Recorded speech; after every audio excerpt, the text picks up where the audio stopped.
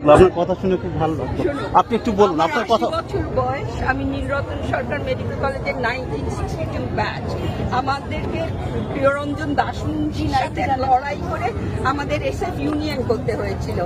কালকে যখন 500 জন শুধু নীলরতনের আমার বয়সী ডাক্তাররা আমরা উঠে দাঁড়িয়ে 3টে ডিমান্ড ছিল। একটা, উই উইল নট অ্যালাউ